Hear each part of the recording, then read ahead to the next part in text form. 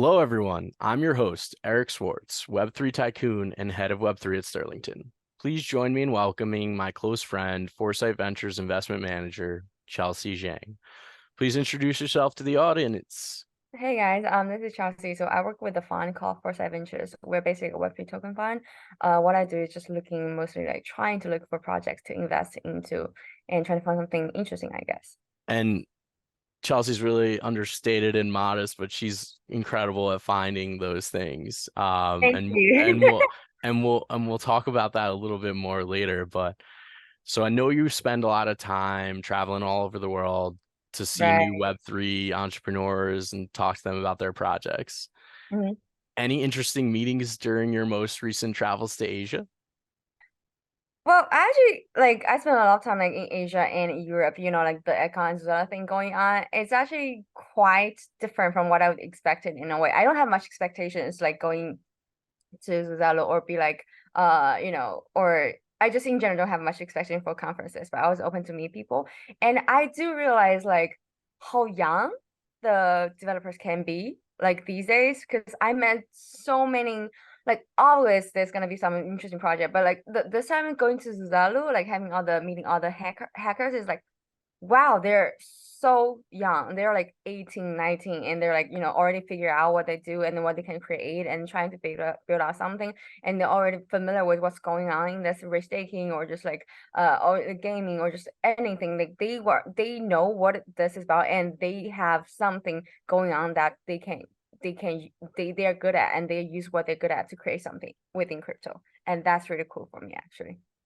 I love that part too, and I think that's why we love hanging out so much at conferences because it's so everyone should know that like Chelsea's my favorite person to hang out with at a conference because Chelsea just creates the perfect aura for that kind of activity and we really just have a lot of fun together and we're usually with our other friend Azim who similarly Right. brings a ton of projects and VCs and fun with him wherever he goes. So we also just really love throwing events together, doing some really interesting New York based events, but also just like globally wherever we all are, we try to have something when we're there and really push for it to be a top event in the category. So we hope that you all will attend an event soon, and we can't wait to meet you.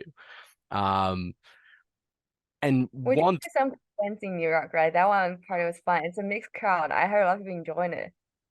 oh my God, the New York event was so much fun, and you like honestly. So Chelsea was wearing this really baller jacket, and I thought she was like the coolest human ever that day because it was just Yeah, the coolest red jacket ever. it's totally rad. It's like so easy to spot people, and even though under that dark light, the people can still like look at that girl like in your eyes. Like easy to identify with, I guess. So yeah, people remember me, I guess. I remember it. It was super cool, and Chelsea is also the height of Web3 fashion. So because she's really the one of the only females that we have, unfortunately. Yeah, that's really unfortunate actually. We should bring more. Hell yeah. And we're always aiming to, like, honestly, like at Black Mountain, we're seriously considering launching a fund with two female manager GPs in the near term. And we want to do as many of them as we can because we 100% agree and we just want to get a better confluence of ideas up in this space because it's not great that I have so few female VC friends in this Yes. space. I totally get that. So like there's kind of two things. First of all, like I think no matter who you are, whether which sex you are, you shouldn't be judged based on your sex. First of all, that's just sexism. But second of all, I do appreciate some female perspective. And I met so little of female founders friends in crypto that every time I saw another female friends in crypto, I'd be like, wow, I'm so impressed, even for me. Like whether they can be PC, they can be a founder, they can just be someone working. And it's like, wow, that's actually kind of impressive. Even though I'm also a female, it's just that's how much we need it actually. I agree 100%. And that perception needs to change. And we just need to essentially, I think the problem is more about like awareness because there actually are a lot. it's more Mhm. about like bringing them to the forefront and like having them in speaking roles at conferences, doing Right. the heavy lifting, because frankly they're doing the heavy lifting on the investing side. Like Chelsea's one of the best managers in Web3, and there are many others that are very similar that are female, but that don't get the same credit, and we don't understand it, so we're gonna change that. I think we all have to make an effort to change that. Also, we're super nerdy, so we understand that that's somewhat anachronistic to women sometimes, but we're getting the right kind of women who like our nerdiness in, I guess is the result.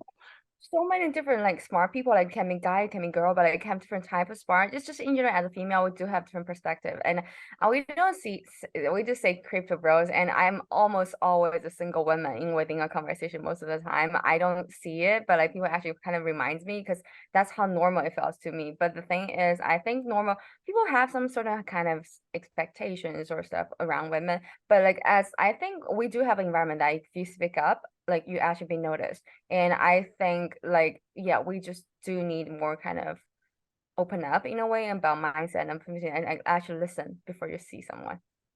100%, 100%. And I think also like what I've learned is just like try and meet everyone. Everyone has a perspective. Like it's just so non-specific. Like the more people I meet, the more I learn, like the more it influences like my investment Exactly. theses, like how I'm thinking about like what I should be doing from a legal perspective. Like just changes everything really.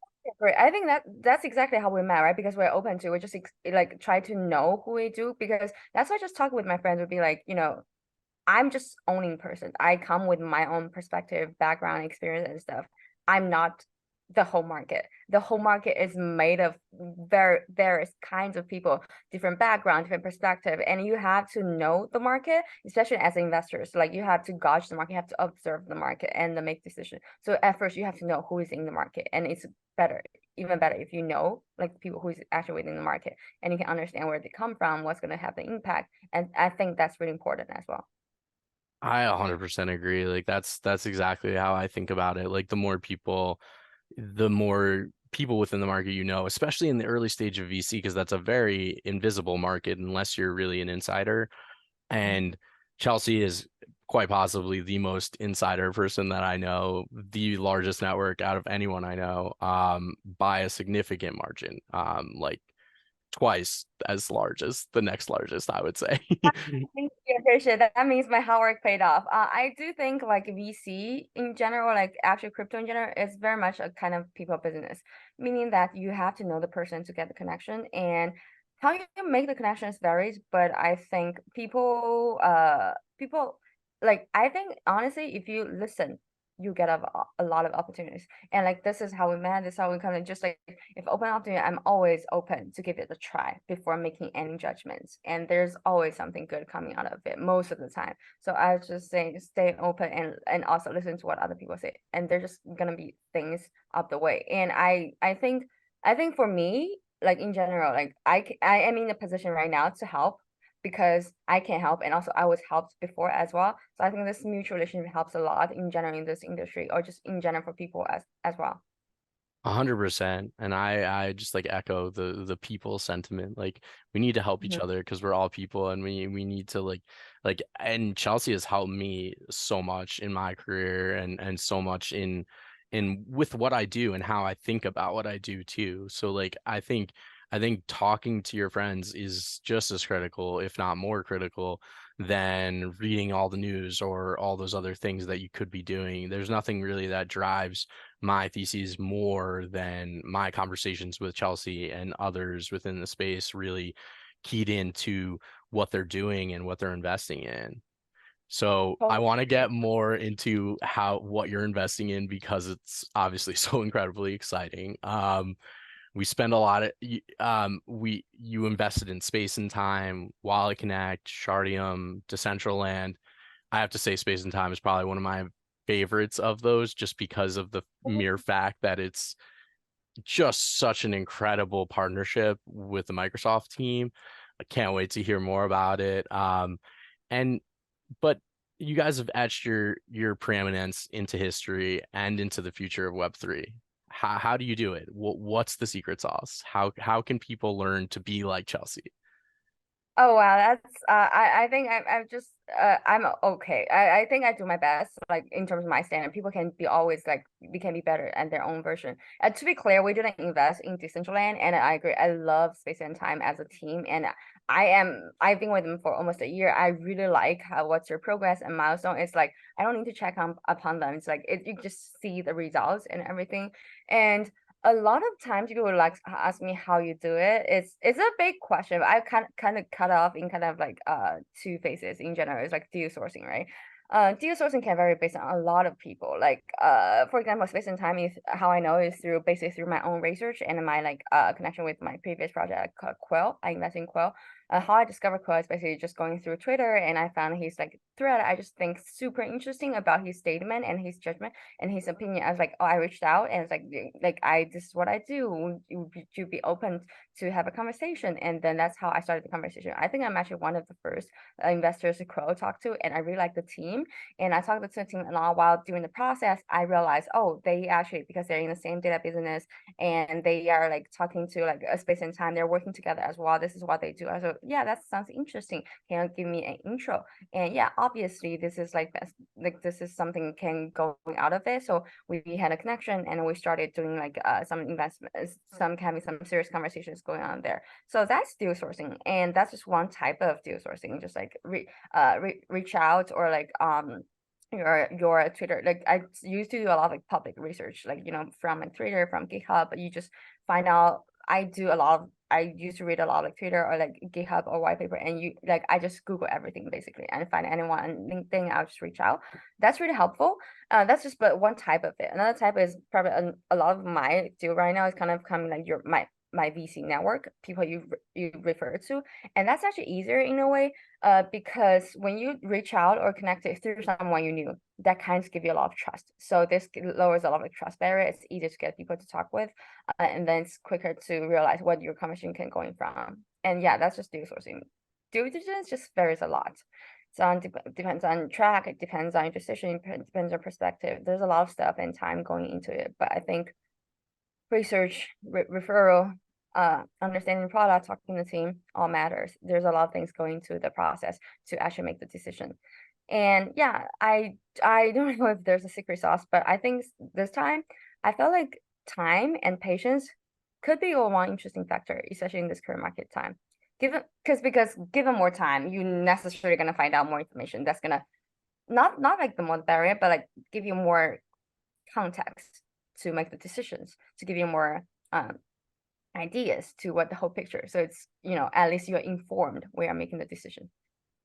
That's exactly what I expected to hear from someone as accomplished as you in VC, and I think that's just how anyone who touches the space should really be thinking about it. Like it's really important to like find what you're excited about and go after it and use your network.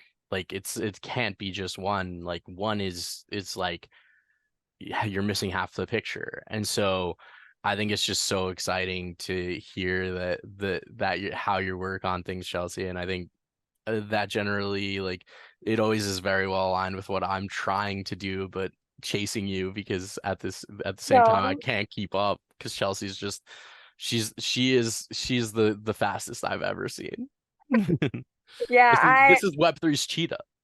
yeah, dude, this is like a lot going on. I feel like so hard to keep on with everything, but like that's why I think having a network really helps because obviously I can't read all the white paper. I can be keeping up with. That's why I think networking and like picking up with friends is super helpful for me because I can only reach out, like I can only see so much. And my friends who's good at DeFi, my friends who's like a secret researcher, they're gonna be up, they bring me up to date of what's going on in their own fields. And that's super important because I always have my boundary. This is what so much I can do. So like, well, that's why I share. Like, I like talking to people because they'd be like, "Oh, this is something happening." That not be my on my radar, but because they are so expert, they are so interesting. And like that would be like I would be exposed to that kind of information as well.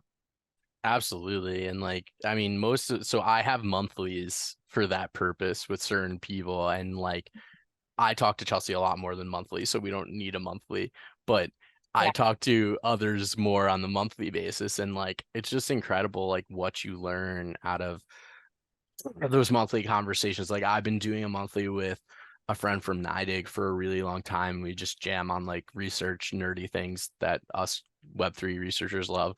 And and it's just been incredible. I've really never ever gotten more close to like up to the second information than when we were like talking on stuff. And I just really, really, and Sydney enters.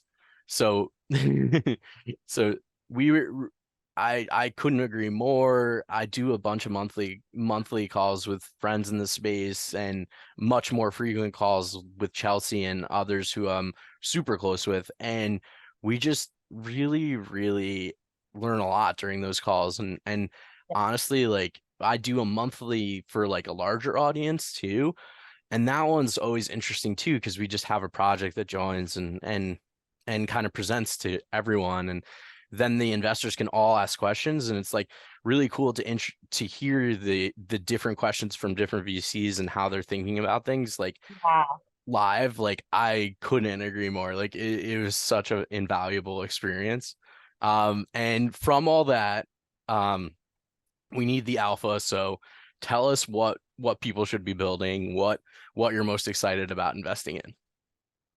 We had a lot of conversation lately about this as well, because like I think the big topic in general is kind of regulation, right? Before I shared this same perspective with my friends, being like, before this time, like last year, would probably be like a little bit less positive about regulation, be like, why we need like regulation, right? But right now, I think we're at good timing that actually regulation can help us to reach out bigger audience and bigger capital to help the industry grow. And that's why I think that people brought up like real world asset in a way is like, bring liquidity is actually giving the value proposition to traditional finance real, because about like the settlement decentralization and the efficiency we have, because I have personal like cross-chain like cross-border like transaction. It really sucks. And I think this is really the value we can see in like mass adoptions. I think in general, mass adoptions and regulations are the two ways we're thinking, we're like looking at, but in terms of different like sectors and track, you can be like payment rail, it can be like exchange, it can be KYC, it can be like assets and stuff. What I'm always kind of looking at or excited is about how we create new type of assets. This is why we've been looking for like NFT file for a while. Personally, I'm very interested because NFT for me is a placeholder, and because it's non-fungible, it can be a lot of like, it can be like the placeholder for a lot of different type of assets we see in the real world. And then giving other like regulations and like interest and giving other like framework coming up, we might be able coming to see kind of this interesting merge between like traditional finance and crypto finance. And this is like DeFi is usually where we see the most of this model of product coming up. And yeah, DeFi is interesting as well in general. I just really excited to see people take on like both the kind of the both of the best of the both worlds, and then how to combine and build the product. I mean, I know what I kind of know what to look at, but like how to build, it's all left to like the founders to figure it out. Otherwise, I wouldn't be here. That's absolutely the case. And like big bow down to all founders out there and so much appreciation for what you guys build and do every day. Um, I want to thank you so much for coming on, Chelsea. Web3. We hope you'll join us next week to continue our journey unveiling the mysteries and exploring the limitless possibilities of the new internet.